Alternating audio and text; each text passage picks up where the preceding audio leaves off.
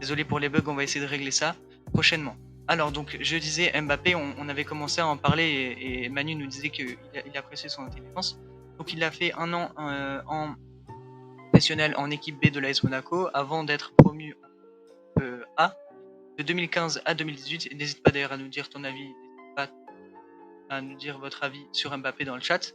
Mbappé de 2015 à 2018 donc jouait à l'AS Monaco pour qui il a marqué 27 buts et il était présent donc de 2016 à 2017, l'année du titre en Ligue 1, la grande année pour Monaco où ils font aussi une grosse épopée en Ligue des Champions.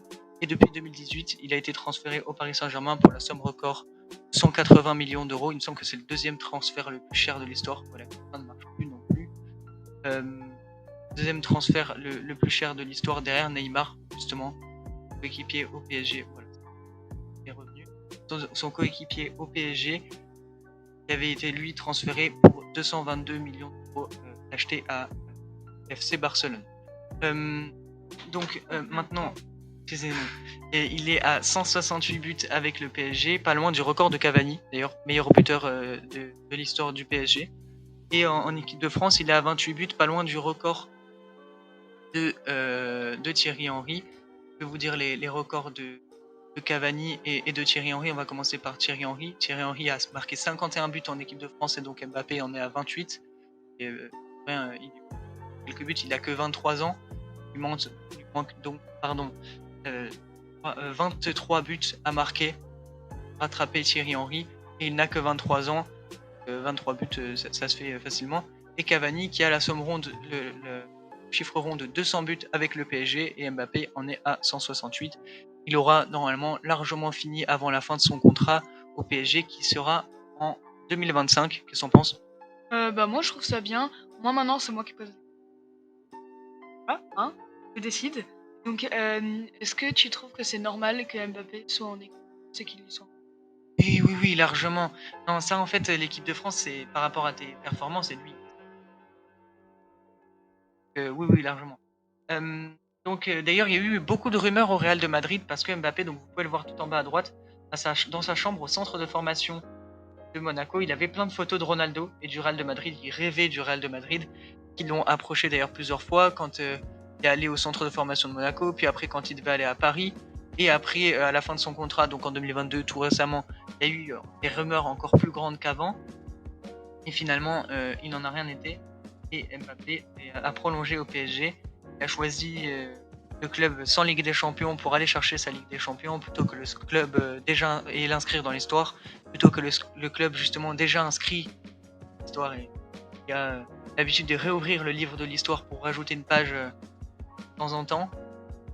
Et le Real de Madrid, il a choisi le PSG. Mbappé veut gagner des titres, il le dit souvent. La Ligue 1 que vous voyez à l'écran, la Coupe de France, la Coupe de la Ligue. Et bien évidemment, la Ligue des Champions. Le plus important pour lui, car il a déjà gagné la Coupe du Monde, il veut gagner la Ligue des Champions et donc il a choisi ça. Et donc, oui, la Coupe du Monde en 2018 avec l'équipe de France. Il a été promu très rapidement, il a joué un an en 2014 puis un an en 2016 dans les deux catégories, moins de 17 et moins de 19 ans de l'équipe de France, puis depuis 2017 il est en France et il va rattraper Thierry Henry. Qu'est-ce que t'en penses? Est-ce qu'à la place de Mbappé, tu serais, bon, on a posé plein de fois cette question, tu serais allé à Madrid, qui est déjà un gros club, qui a déjà 14 Ligues des Champions, ou rester à Paris, donc pour gagner la Ligue des Champions et le Ballon d'Or, ou rester à Paris, de tout gagner. Simple. Ou rester à Paris, qui n'a pas de Ligue des Champions, pour aller leur chercher leur première Ligue des Champions de leur histoire. Bon, alors là, c'est un dilemme assez grand que tu me fais, et on dirait que tu essaies de me piéger quand même. Mais oui, alors moi, à la place d'Mbappé, qu'est-ce que j'aurais fait? Je pense que je serais resté dans, effectivement, à Paris. Enfin, je reste à Paris, pardon. Et, Sachant qu'Mbappé est né à Paris. Pour pouvoir leur faire gagner leur première parce que le Real a déjà eu Sacre. Ouais, il n'y a pas de challenge, ouais. Mais après, mis à part ça, je pense que je serais quand même allé Real, parce que le Real, c'était quand même Et il est déjà passé par Paris, donc il fallait qu'il passe aussi par le Real. Voilà, t'aurais fait les deux, on va dire, parce que là, il a 23 ans. Il aurait pu essayer, donc là, jusqu'en 2025, de la gagner avec le PSG. Et après, il peut très bien partir au Real. Il n'y a aucun problème avec ça. Même si le Real a dit qu'ils essaieraient plus, pour moi, ils essaieront quand même s'ils auront une occasion, surtout si c'est en fin de contrat pour zéro. Donc voilà. Euh, Mbappé, ouais, toi, tu serais resté à Paris parce que comme ça, tu as un peu plus de challenge.